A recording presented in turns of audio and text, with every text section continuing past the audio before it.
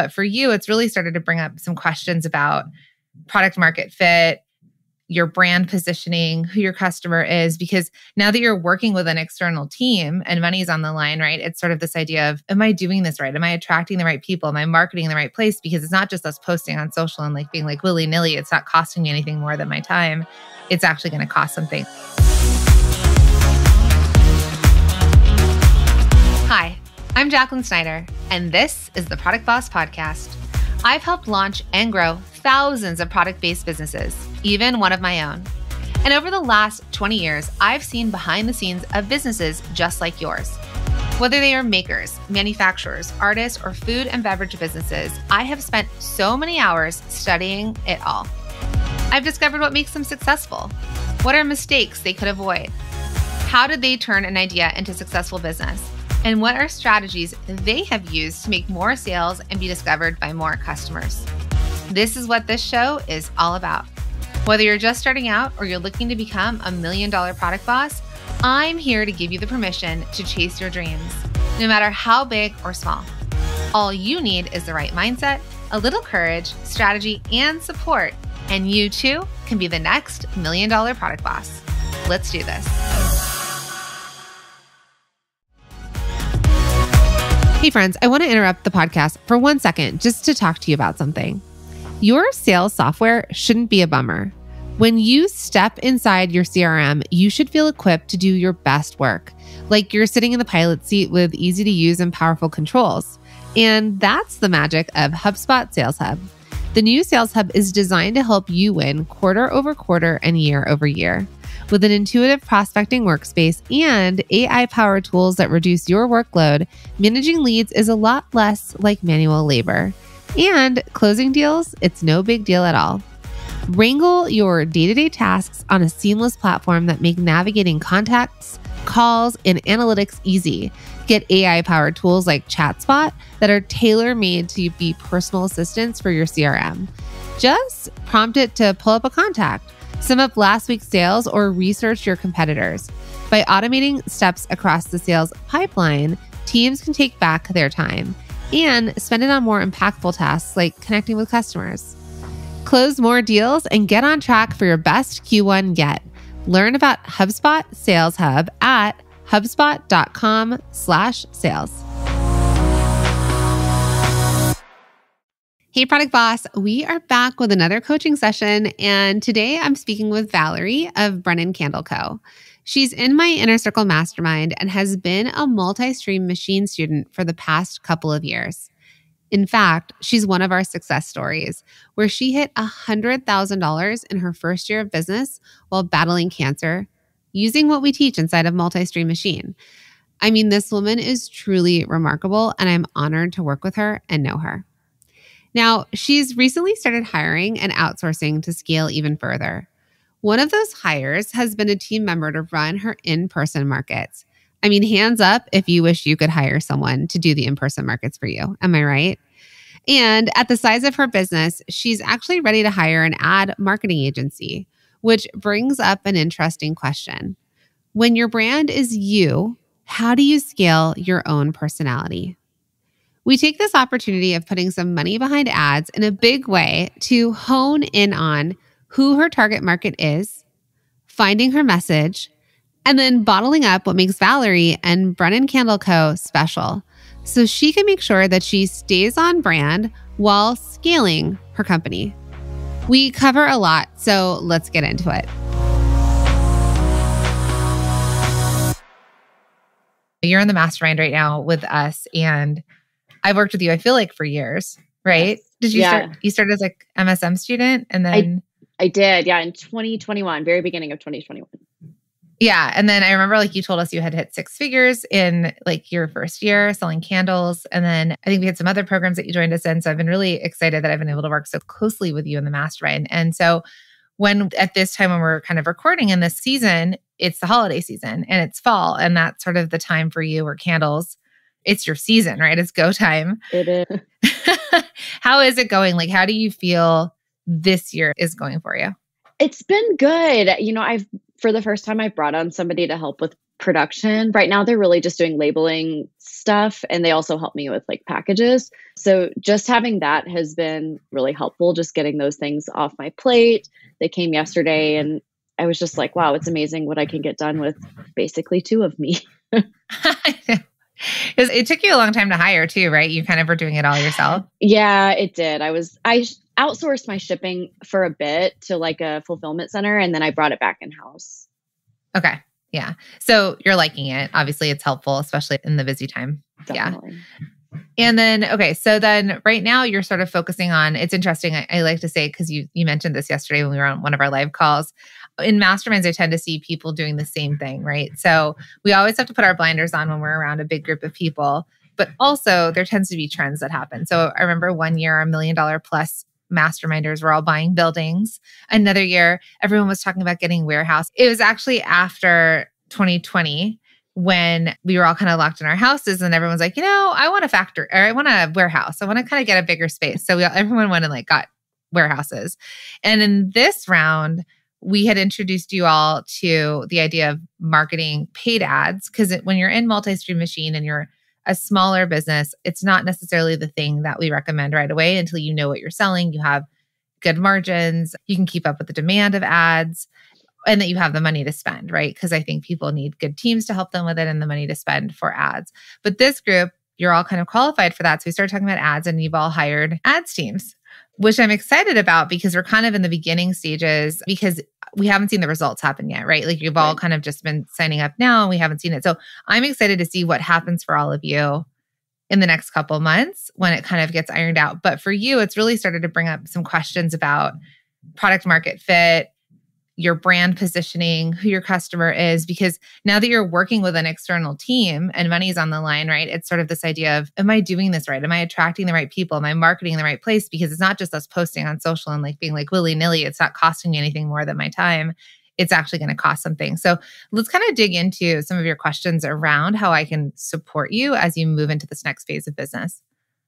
Yeah, I think a big question I have is just like, honing in the messaging to attract the right clients, like we had talked a little bit about. So it's easy for me to do on social, I think, because the brand voice has always just been me and what I'm saying. Mm-hmm. And so when it comes time to like having to tell someone else what the brand voice is and like who we're trying to attract, I'm like, I don't know, like people kind of like me, people who are like, similar to me in age range and that kind of stuff. So I think I just want to work on like maybe like developing some sort of like tagline or just like a couple of key phrases that would be helpful to use in that messaging. Okay. So when I look at your Instagram at Brennan Candle Co., it's minimalist, quirky, fun, a candle for the unconventional consumer, one tree planted with every order. The one tree planted is not really telling me who this is for. So if we go to minimalist, quirky, fun, a candle for the unconventional consumer, let's break down the minimalist, quirky, fun. I know that your packaging feels minimalist. It's very clean. You've got new branding, bold letters. It feels like the kind of candle that would just slip into your decor and not stand out necessarily on purpose. So what parts of your business are quirky and fun? Yeah. So I feel like that kind of used to be a little bit more of what I did. And there are still like some candle names that are like a little bit tongue in cheek, but I don't think that's as much of a part of the brand as maybe it used to be. And honestly, even same with minimalist, like I don't have one on hand, but like my old candles were like a black jar and they had like a big white label with like skinnier black letters. And we did stick with like somewhat minimalist branding going forward, but I think clean is probably more accurate than minimalist, but that's not really, Okay. And I think, but clean wise, like people won't understand clean unless they're thinking clean beauty, clean, that kind of thing. For sure. So where do you feel, since we were kind of talking about 3 words, minimalist, quirky, fun, what if we were to kind of switch those words to what you're doing now, what words would that be for Brennan Candle Co.? So some of the ones that like I talked about with my designer who did the rebrand, we did have minimalist on there. Approachable was one. Androgynous was one, just because I wanted it to be something that appealed to both men and women, because I do have men, women, and non-binary people who are my customers.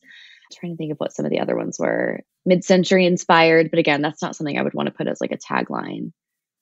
Androgynous is interesting because it's like, it's not anybody owning a scent, right? It's just, it's scents that people enjoy that create a feeling. So right. I think why would I buy your candles? Let's get into why would I buy your candles and not any other candle company that exists out there? At least let's say in the price point that you're in. What's the why? I feel like honestly, that's always been a hard one for me to answer. Like I love my product. I stand behind my product. I think that everything is like really good quality. And there are things that I do differently, especially than like a lot of big box stores do. Talk about the things you do differently. So the wax is 100% soy wax. So there's no paraffin or anything else in it. The fragrances that I use, I'm really particular and I only use suppliers that are paraben free, phthalate free, and also third party tested for carcinogens, which obviously, that's something I have a history with. So that's really important to me. Are you open to talking about that? Yeah, that's fine. Okay. So you battled thyroid cancer back in 2019? I did. It was actually in 2021. So it was, I quit my job to go full time with my business and within weeks found a lump on my throat that ended up being cancer. So it was a wild time. So you went through chemo, right? So actually no chemo with thyroid cancer. Okay. I don't want to say it's nice, but it is nice because you basically just go into surgery. They remove your thyroid. Some people have to have like further treatments, but no chemo. Okay. So you did all of that. And I'm sorry. And I'm so glad that you're okay now. But you did all of that and hit 6 figures. I did. I did. But other people are like, oh, then I don't have an excuse. No. Yeah. Yeah. I mean, God laughs at our plans, right? So that was 2021. And that is a part of your story. When you're trying to tease out what makes your brand unique, one method is to think about why you make the decisions you make in your business. We often run our business in a very unique way based on our own personal values or part of our story. For Valery, she's passionate about using clean, safe ingredients because of her own history with cancer. It's not the primary part of her business, but it is important to tell her story, and it helps Brennan Candle Co. stand out from the crowd. So don't be afraid to incorporate your personal story into your brand. So the ingredients you're using, because based on also the history of your own medical and like self-care, it's like you want them to be healthy, right? Not bad for them. I know somebody who was burning crap candles and they ended up having like crazy allergy reactions to them, right? So like my husband bought a new body wash and I looked at it and he's like, it's Palo Santo scented. I was like, that's great. What are the ingredients? And I was like, this isn't clean. And everything we buy is kind of clean body products now. My makeup is clean.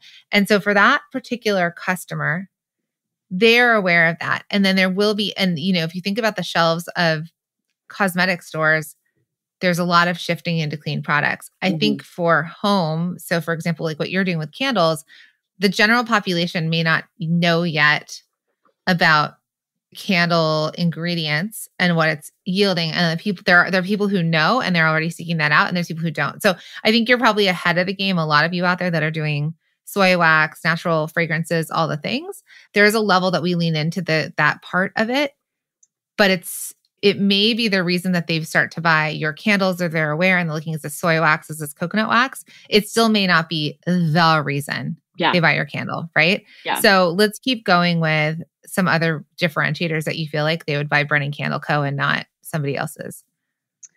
Yeah, I do think packaging has a big impact, especially with candles, because like you were saying, there are a lot of, especially small businesses out there who are leaning into cleaner ingredients, which is amazing. I'm so happy about that.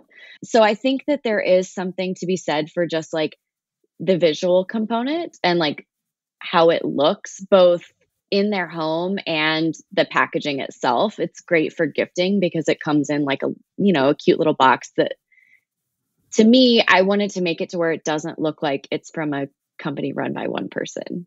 I wanted it to look more elevated than that. Yes. I, for so many years, told my clients, my one-on-one clients, I was like, I want you to look like you're $1 million company, even if it's just you. Yeah. So I do think when I see some things that are between successful businesses and not successful, and the ones, when I say not successful, they haven't taken off as fast as they wanted to, versus you have a good eye for aesthetic. Did you design your original packaging or did you just hire a designer? I designed the original. Original. Okay. Yeah. So there's an aesthetic already that you have Mm-hmm. that I think is already a superpower, right? Some of us have that more naturally than others. If you have it, fantastic. If you don't, you want to hire somebody who has it. Yeah. And so I think part of your growth also was exactly that. Yes, you were a small business. Yes, you were a party of one doing all the things, but it came off like you were very aware of your visual presence. So whether it's like you said, the jar, the packaging, your website, your social media, that I could look at it and I would never know it was just like party of one, crying into wax, like, right? So I think that's a big differentiator as to why you have been successful, because it looks more professional, more legit. So while you're a small business, it's not like it looks like someone just slapped a label on it and poured some wax kind of thing. Yeah, that was always really important to me from day one. Yeah. So I think that's important to know, right? The success of your business has come to that. So I'm just going to kind of redo that, like talk about it, is the fact that your packaging, you said a couple key things. It's giftable. Yeah. The jar is something that people would want to have out on display in their home because it is a home accessory. Mm-hmm. And then we talk about the fragrances. So when we're selling as an online business, they can't smell it. Yeah. Right. So do you think that you've been good at the descriptions of the scents, or do you have a customer service element that you explain to people? Like, how are they buying candles that they've never smelled? So I think I do a pretty good job describing things. I try, especially via email, more so than on the website, to do kind of like a for fans of type situation. So it's, if you like smells that are like more like cologne or things like that, this is going to be the one for you. I also try to kind of evoke feeling with a lot of the names of the candles. So like I have one called Cozy. That's a new one that's like very musky and warm and does evoke like a feeling of coziness. For winter, I have one that's called Fresh Powder Day. That's more of like a clean, bright, evergreen type scent. So I try to kind of combine all of those things to get people to understand the smell a little bit better, if that makes sense. So it's kind of like when you watch a food show, right? Visually, you're watching a food show and then you're like, I need to eat something, right? Like you're watching a baking show. They're visually telling you with your eyes because you can see it. Yeah. But then if we were to talk about, I ate a cupcake and like the frosting was just that creamy frosting and it was so sweet when it hit your tongue. And then you bite into that sponge cake and then it's got that just taste of cocoa, you start to describe the senses, people can still visualize it and they can start to taste it, right? That's like when we talk about lemons and people like pucker. So I think you're doing a really good job in terms of explaining the scent and evoking one emotion into the senses, because you're selling something that is supposed to do that. Okay. Online marketing is all about communicating to your potential customer what the experience of using your product is like. This can sometimes be a creative challenge when your primary ways of getting that message across come in the form of images and words. If you're selling something that can only be experienced in person, the art of tapping into the senses is going to be essential to getting customers to click buy. The other half of that is knowing your ideal customer and gearing your marketing towards them specifically, which is what we're getting into now. So if we're going to get into kind of like your bigger question of your brand messaging, do you want to get into that now or do you have a question? Yeah, I just had one other thing that I was going to mention. Yeah. I also don't do a lot of like super sweet scents. Okay. Like I try to do things that are like more elevated and interesting combinations. So even I used to have a candle that was a coffee candle and it actually sold okay for me. It was a few customers kept it going.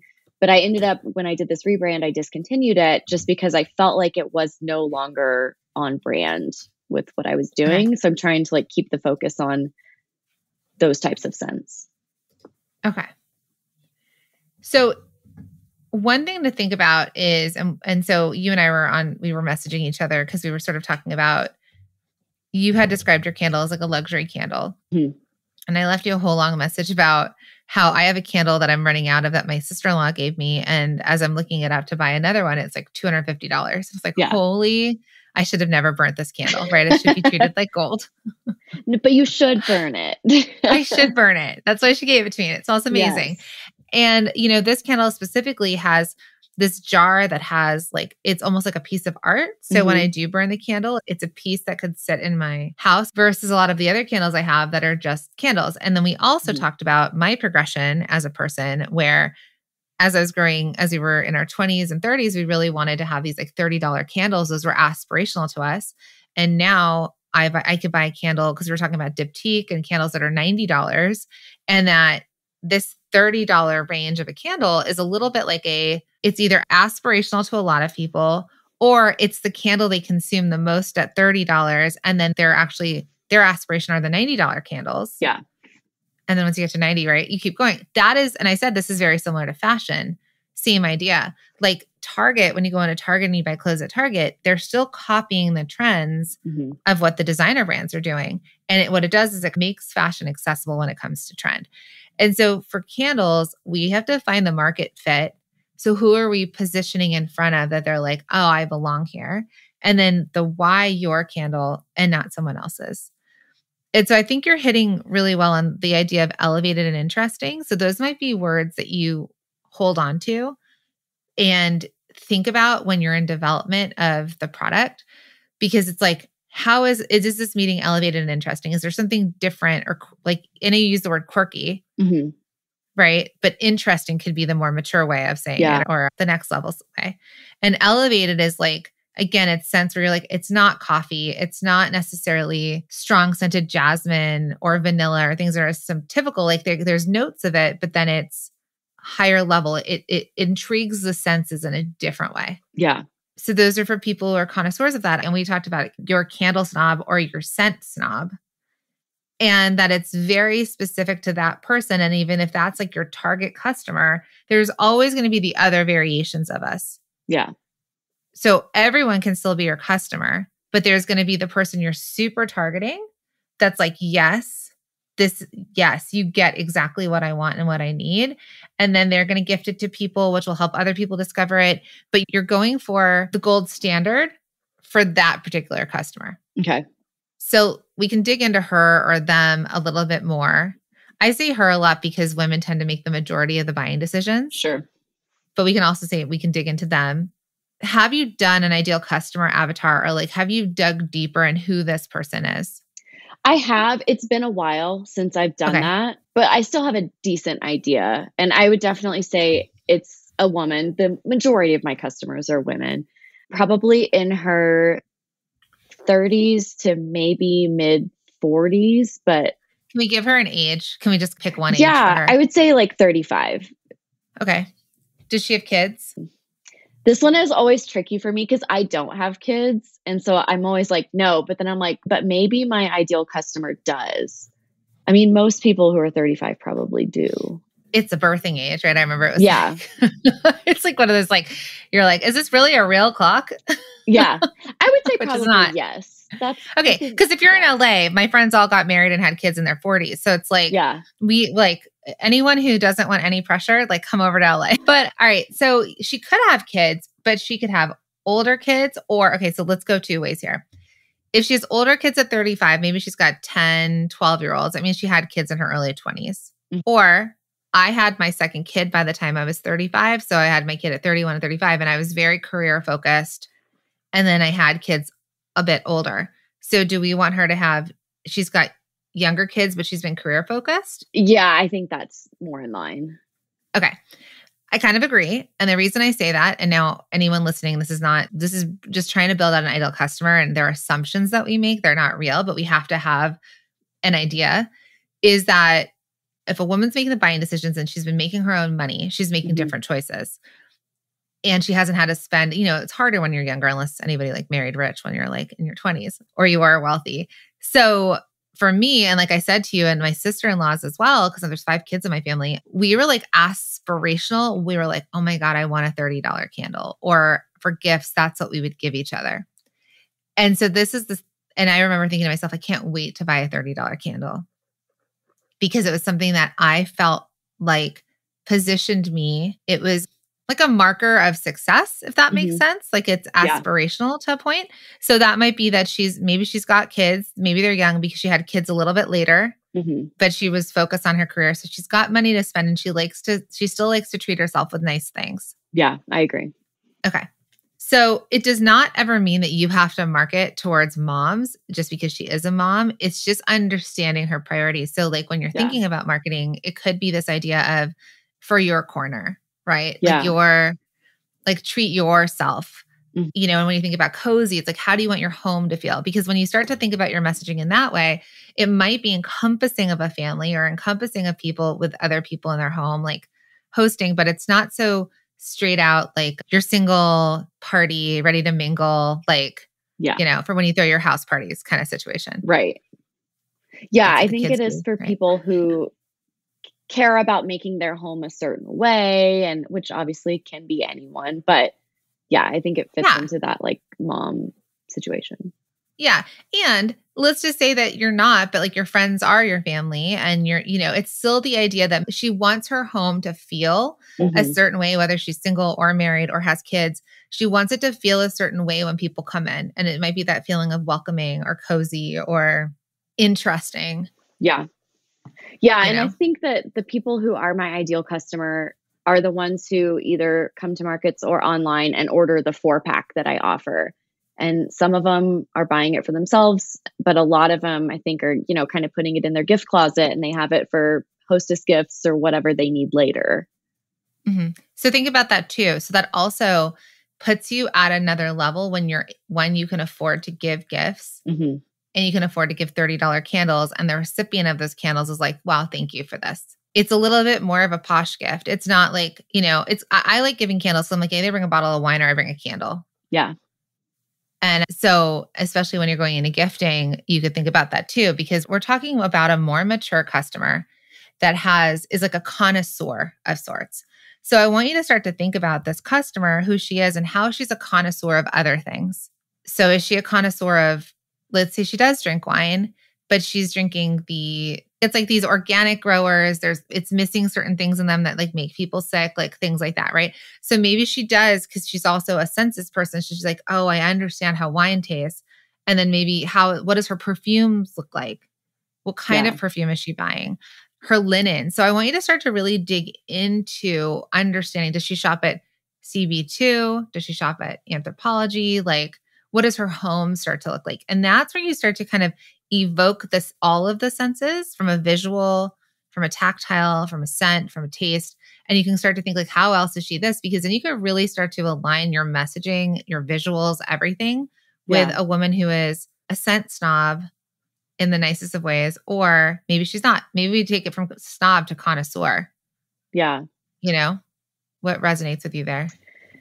Yeah, I tend to prefer snob because I do think it's still a little bit cheeky and like a little bit fun. And I think I mentioned this to you. I've had a lot of customers say that to me. Like they'll come up to me at a market.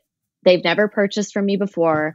They smell everything and they're like, oh my God, I'm a candle snob and these all smell so good. There's not a single one that I dislike. And I always tell them, I'm like, you're my favorite kind of person. Like I love when candle snobs appreciate my product because I know you know what you're talking about. So to me, that resonates with me a little bit more. And it seems like it resonates with my customer. Okay, great. And then what else have your customers said to you? Because I think a lot of times we skip out and we hear it, but we're not listening. And we can use that language back when it comes to our marketing towards our customers. So is there anything else you've heard people say a lot? I mean, it's kind of a lot of generic stuff, but I'll get reviews that are like, oh my God, these are the best candles ever. You have to buy them. A lot of, I like every single one of these. I can't believe it kind of thing. And I think that is because I've honed in on certain families of scents versus doing, I don't do everything. I don't have a sugar cookie candle at Christmas kind of thing. Right. Okay. So there's going to be an element of you needing to really keep digging into this, like Le Labo. Do you know that company? Yeah, I do. So if you walk in there, they make it kind of feel like a lab, right? Mm-hmm. You walk in, you kind of mix your own things. It has like these brown bottles and it's an experience. So I would look into them. They're more expensive, but I want you to what I want you to start to think about is the experiential side of Brennan Candle Co. Okay. Because as you start to think, what is this experience? If I were to have a space and they were to come in, how would the space make them feel? Because that's how you can, when you start to think about that, you can transfer that into your online presence as well. Okay. So Le Labo's a really good one for that. Jo Malone is in a lot of department stores, and they're very much like, they have their new scents out, and it's their fragrances for your body as well as candles. But you go and it's like got a clean scent, and it's bright, and they're expensive, and people buy them because maybe they don't know, like the scents are also interesting. So starting to think about the overall feeling of Brennan Candle Co. if it were to be a space. So maybe I want you to start to think about building that out in your mind, doing a vision board, something so you can start to think, what is this experience? Because if they are a fragrance snob, how can I continue to make this that? A brand that's really good at this feeling is Love Shack Fancy. Oh, I don't think I'm familiar. Do you follow with her? them. No. So when you look up Love Shack Fancy, she has really like floral dresses, very kind of boho. She added fragrance with the world of fashion and fragrance, Love Shack Fancy boutiques. And if you look at it, it's like all bows and pink and florals and blue and just like so much sweet pink that even if you follow the owner, it's Beck NYC, she's got it tagged, and you follow her. She lives in the Love Shack Fancy world. Her brownstone in New York, her kids' bedding, like everything is so far one direction. And when you walk in the store, you also feel that. So if you can evoke this feeling, that's where you start to turn more into a brand than just a candle company, when they know the experience they're going to get. And so I know you're like, well, how do I do this with just candles and jars and stickers? But when you start to really feel like you feel the world that you're creating, it can come out in so many other ways when you think about your branding, your marketing, your visual presence, the experience as a whole with your brand. Okay. So I'm going to share that one with you because I just think it's so extreme and they've grown so fast since 2020. They've been around for a long time, but just it is, you take it or you leave it. You're in or you're out. Yeah. Hey, Product Boss. Okay, so it is podcast recommendation time. And this month, I am so excited to share Latinx in Power, hosted by Thaisa Fernandez and brought to you by the HubSpot Podcast Network, the audio destination for business professionals. Latinx in Power is a podcast that features interviews with top-level executives, entrepreneurs, and innovators from Latin America and the Caribbean. Having the perspective of Latin American leaders who have succeeded in their fields is so invaluable. And they're aiming to demystify the tech industry by providing listeners with insider perspectives. And I don't know about you, but I love to listen to podcasts that interview leaders in different industries because you never know what nugget of advice you can pick up and apply to your own business. So I really love this recent episode titled From Legos to Microsoft with Pablo Veramendi. Pablo is the director of audience evangelism at Microsoft. Yes, the Microsoft. And in this episode, Pablo discusses his Hispanic identity, passion for building communities through technology, and insights on the future of technology. And he even teased some upcoming projects at Microsoft. Listen to Latinx in Power wherever you get your podcasts. Hey friends, are you unsure of what to say on social media or what to even send in your weekly emails? Well, what if creating content could be easy? Would you be looking for a shortcut to creating consistent content? Yes, consistent content, because you know consistency is key. Well, let me tell you, you are not alone when you feel like you're struggling on what to post or what to write in emails. And we know that you have that product part of your business down. But as you're listening to this podcast, you probably already know that to get more people to your products, to buy your products, you need to create great content. Oh, I know. I keep saying content, and that's the dreaded C word. And we can't tell you how many product bosses tell us that they want to create great content for their audience and their customers, but they don't know what to say, or they are so busy they can't find the time, or they really, really, really don't want to be the face of their brand. Well, no worries, because that's exactly why we created A Year of Content. It is your shortcut to creating consistent content that resonates with your audience and brings more loyal customers who can't wait to buy your products. If you want to see how easy this is and how easy it is to create content for your audience and your customers, head to www.ayearofcontent.com. .com. 5 Hey, friends, are you unsure of what to say on social media or what to even send in your weekly emails? Well, what if creating content could be easy? Would you be looking for a shortcut to creating consistent content that resonates with your audience and your customers who can't wait to buy your products? If you want to see how easy this is and how easy it is to create content for your audience and your customers, head to www.ayearofcontent.com. When it comes to branding, too many product bosses are afraid of exclusion. They think that if they turn up the personality too much, they'll start to push people away. Let's get rid of that scarcity thinking now. To be clear, I don't think that's what Valery is doing, right? She's a pretty clear target market of candle snobs. But what I'm encouraging her to do, and if this goes for all of you listening as well, is to get even more out there and even more specific with your brand messaging. So I want you to think, who is she? And when she comes to you and she says, wow, I love every single one of these, you want to keep creating that. And then you also then want to think from a marketing standpoint, what is the hook or what is the reason if this person sees your ad come across their social, what's the thing that's going to make you stand out? So do you want to go over kind of what the team gave you that we could like work it out? Sure. Yeah, that would be great. So what they sent me, this was kind of like the main copy for the ad. And then it had like headlines for each photo, like, you know, when you click through and it's like a slideshow or whatever. But the headlines were kind of just like just copying the headline again. So they sent over, immerse yourself in luxury with handcrafted elegance, diverse scents, clean burning, and long-lasting candles. Okay. So right away, elegance and luxury don't work. Yeah, I agree. So based on everything we've talked about. So what happens at this point in growth, especially when it's no longer like when you do it yourself and you're a solopreneur and you're doing all your marketing, you're like, it just comes out of you naturally. Mm-hmm. And it's hard to bottle that Yeah, and package it and hand it to someone else and be like, can you get what I'm saying here? for sure. So you may want to do a whole sheet of words that are Brennan Candle Co. and words that you do not use. Okay. We say snob. We don't say connoisseur. We say elevated and interesting. We don't say different. And then you could also do a whole section of what you take a stand against. Okay. We don't believe, and anyone that sells cookie candles, this is totally fine, but your business, we don't do basic, right? Oh yeah. I like We don't that, do typical. Like if you're looking for a typical scent, go to the booth next door, find another person. We're not typical. We're not basic. And so you start to kind of put a flag down and say like, this is what I am and this is what I am not. And when you can get stronger in your conviction of that, and you can say that back to somebody, Mm-hmm. then when they're creating your ad language, they're not saying luxury handcrafted elegance. It's not the essence of the brand. And so you're just starting with them and they're trying to piece it together and you don't even know, you haven't bottled it up yet. Right. Yeah. So I would do a Word doc of words that you feel. And I would go back through your reviews, your testimonials. Okay. What would you naturally say? And say, these are words we would use and these are words customers use to describe us. These are phrases they say.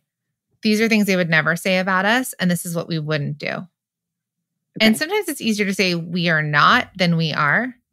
So you might start with what we're not first. Okay. And then find the other side of it. Okay. So when you can define and bottle up what Brennan Candle Company is and what it is not, it starts to give it a more defining like brand presence. Mm-hmm. And then your team can come in and work with that. You can also do visuals of what you are and what you're not. Again, sometimes it's really easy to go with no before yes. Yeah. So you might be like, we're not Love Shack fancy, right? Yeah. Which is like the most and floral and frills. Just giving you an example. We're not Joe Malone. We're this. Or maybe we are Joe Malone, but we're for the younger person. We are diptyque, but this is why we're different. So you can say who you're like and who you're not like, and it could be within your category of candles and fragrance, or it could be just a fragrance, not candle.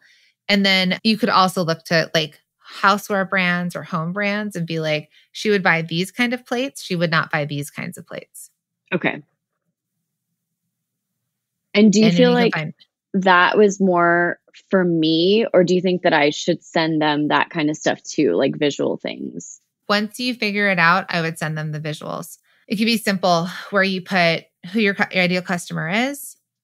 You could put a snippet or language of who, like a little bio about you, who you are, who you serve, or like what your mission is, keywords. And then you could say like words we are, words we're not, visuals that we are, visuals that we're not.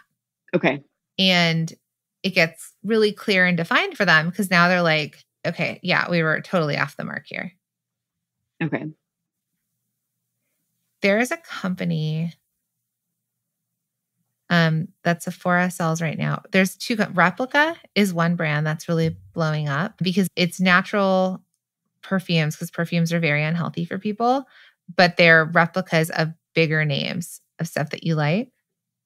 And then the other one called By Rosie Jane, and it's all clean fragrance. They do a fragrance pack, which I had been given as a gift. They're all named after like people.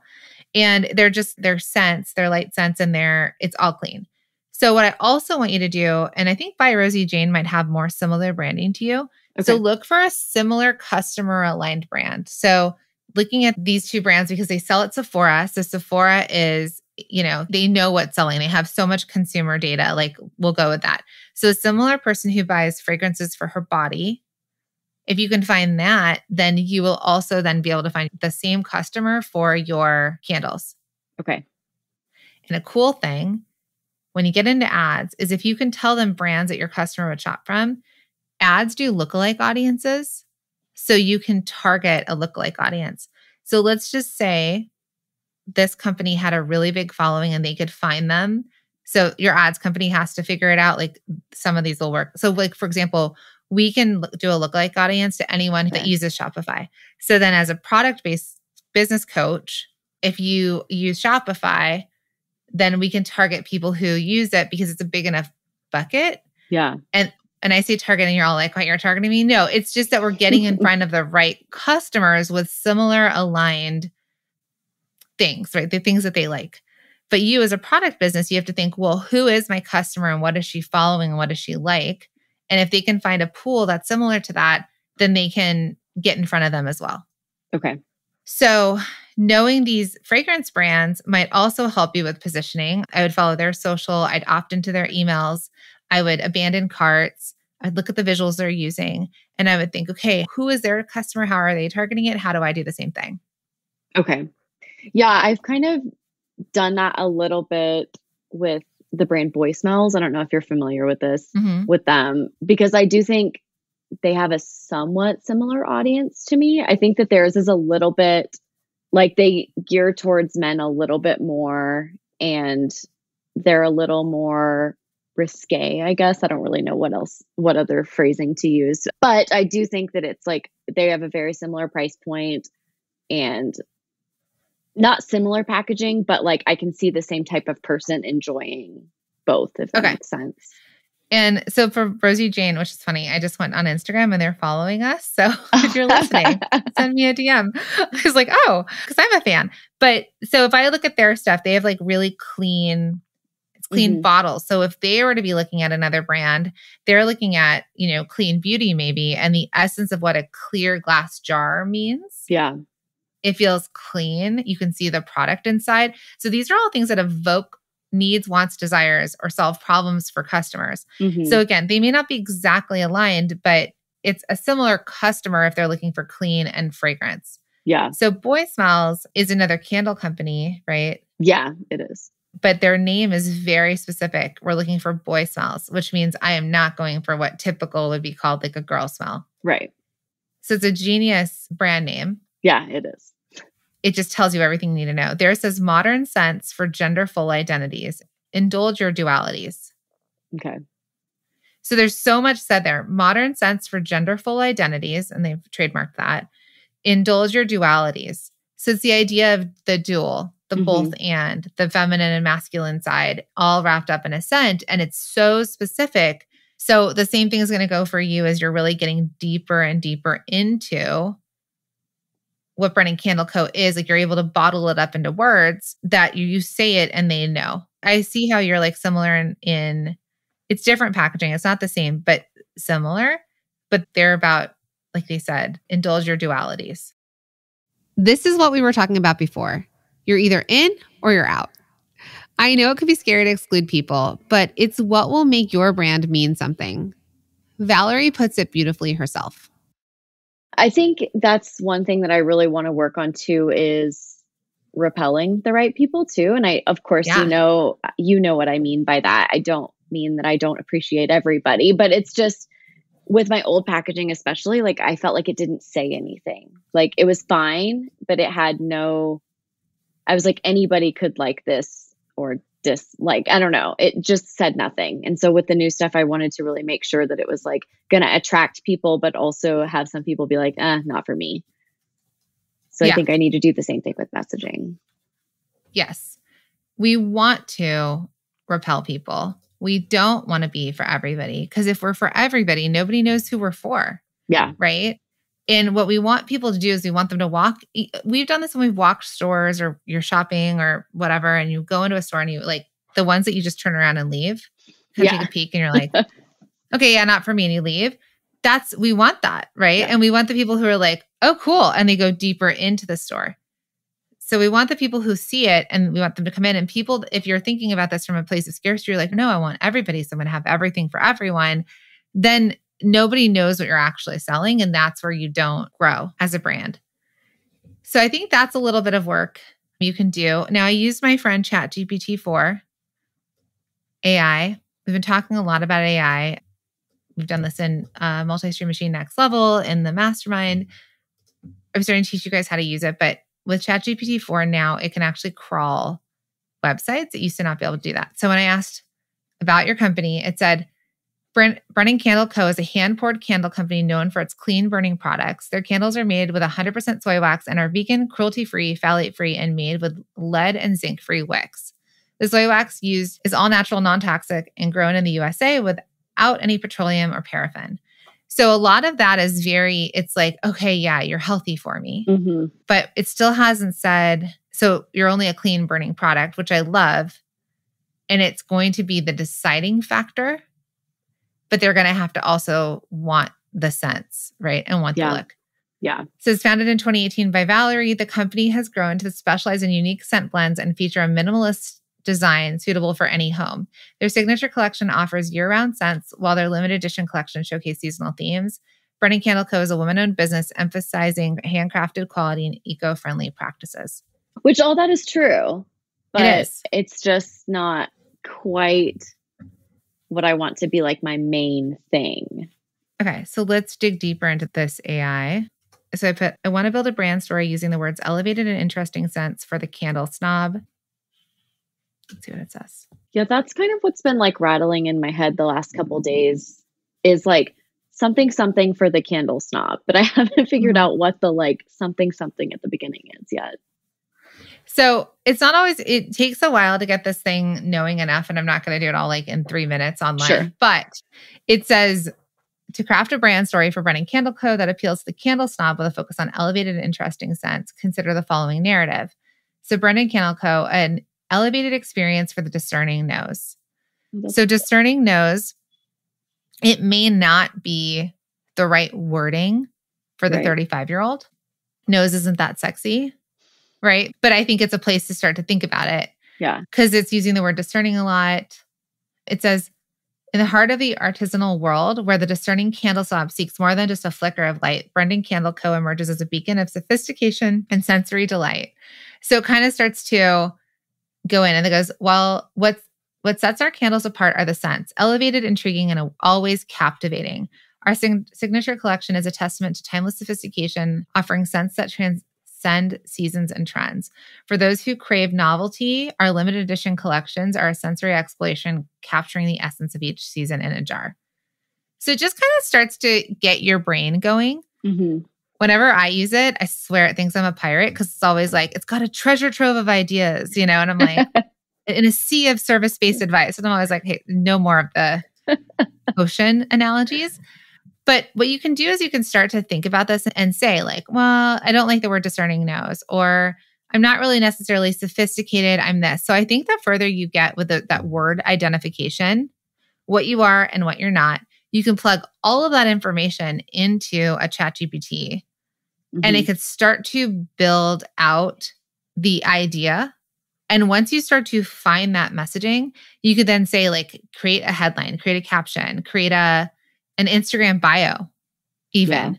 So it just might be that brainstorm. That's what I like about the AI right now, is that it's like a brainstorming person with me, mm-hmm. because it's collecting information from the internet, the vast knowledge of the internet, and it starts to just boil things down because I can't always get to the idea immediately. But if I get into conversation, if I start to see examples, I know what I don't want. Yeah. And at least I could start saying what I don't want and start to find the words that I do want. Yeah. Yeah, I think it was like when I read this thing from the ad company, I was like, I get what they're saying. I get why they would say that, but I was like, this is not it. Like, I know this is wrong. So I have to figure out what's right. ChatGPT isn't going to be replacing professional copywriters anytime soon. But for scrappy small business owners, it can be a great springboard for ideas and act as a brainstorming partner for your business. Once you have some words to work with, it's a lot easier to decide what sounds right or wrong and tweak things from there. So I think that's what I want you to do. I think, and obviously we can keep working together on it because you're in the mastermind with me, but like, I think what I want you to do is light a candle. But then, you could pull out a Pinterest board. There's so many people sending magazines right now for the holidays, like gift guides and stuff. I want you to find visuals of where she would live, who she is, looking across different types of categories, following their Instagram, saying like, and then for yourself, just saying, these are words that customers have used. Crawl through your testimonials. Think about the words they've used. I know you're doing in-persons. Hear them, listen, write it down, and then you can use those words back to people. If they're saying something, they're telling you already what they see, and then you'll kind of know who you are and who you're not visually, who you are as a brand, and the words you use and the words you don't use. And then if you want to keep using AI to kind of boil it down for you, you can. But at least you can give that very clearly to your ads team, and then they can start to work with how they interpret it in a different way as well to help you find your messaging. Okay, great. But it might be more than just them to come up with it because they're not the brand builders, they're the advertisers, Sure. Yeah, absolutely. Yeah. Any follow-up to that? I don't think so. I feel like I got a lot of work ahead, but I think it'll be fun work. So that's exciting. Yeah, this is fun. So just play with it. Even if none of this has to be serious, right? You could just kind of, as you start to hear words, I know we're in busy season and we're recording this right before Black Friday. So it's not like you have the most time, but if it can be more of like a playful, or if you're in a creative time, put a timer, do an hour of it. Just see what you get to in an hour. You'll be so much further than if you don't do it at all. Yeah. And I started a little bit of this like when I was doing this rebrand. So I feel like I do have like a little bit of a baseline. I just need to add to it based on what we talked about today. So it's great. Yeah. Yeah. Okay. I'm excited. I think your rebrand's beautiful. Thank you. I have 8 of your candles now that thank you for sending to me. So I'm really excited to light all of those. I mean, the boxes are so pretty. They remind me of Pantone because it's white with like the color. And I love like the Pantone mugs and all those things. So I love that. There's color. That's another part of your business. Yes. The package has color, even though the product is. So yeah, I think you're in a really good place to keep it going. And this is this evolution of your brand. Now that you're like a multi-6-figure business on your way to becoming $1 million business, this is where you're getting into that like brand refinement. What got you to where you are is so great that you now have the space that you can be the visionary and start to think, how do I want to refine my brand? How do I want to stand out in this market? I made it this far. Now you're going to just get better at it. Yeah, 100%. All right. So how can our listeners support you, shop from you, and follow you? Where is it all happening? Yeah. So I am Brennan Candle Co. literally everywhere. Most active on Instagram, working on TikTok, and BrennanCandleCo.com is my website. Amazing. So grab the holiday scents because they're so good and all the regular stuff as well. And then message Valery, let her know you heard her and how great she was. Because I know it's like always nerve-wracking, but you've done such a great job and I'm so proud of you and the business you've built. And I'm just so excited to see what's next for you as well. Me too. Thank you so much for everything. Valery was amazing. She's done a lot of work branding her business already, but it can still be daunting to start expanding your team, handing over responsibilities while keeping the brand as a reflection of yourself. I love her story and her resilience. And I know that with some of the things we talked about today, she'll climb even higher. As for you, listener, what was your biggest takeaway? Was it finding the courage to repel people who aren't your ideal customers? Or was it how to effectively represent your personality when other people are writing your copy or your ads? Whatever you took away from this, know that I'm rooting for you. I'd love to hear from you over on Instagram. So I'd love to hear your biggest takeaway. Just message me at The Product Boss on Instagram. And if this resonated with you, would you mind taking a moment to leave a review for the podcast, follow the show, and send this to somebody that you think it would help as well? Thank you so much. And remember, my friends, action takers are money makers, and I'll see you in the next episode.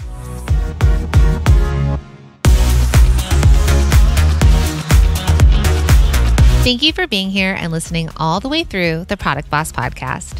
If you love our show and it has helped you in any way in your business, would you mind doing 2 things for us? Subscribe to the show so you never miss an episode, and leave us a review. Reviews help other product entrepreneurs know that this is the place to be to grow their businesses and realize that they're not alone. And we know that you all know that a 5-star and honest review helps you sell more products to more people. So you know that your reviews help us reach more listeners around the world. Remember, what we give is what we receive, and we are all about helping each other in the Product Boss community. We are all in this together. We would be so appreciative of you if you could take the time right now to subscribe, leave a review, and even share this episode on social or someone you know so we can impact more lives. And remember, subscribing means that you will get notified each time we release a new episode so you never miss a thing. You have helped us grow and climb into the top 10 of all marketing podcasts, and together we can keep climbing. Thank you, friends. And remember, there is room at the top for all of us.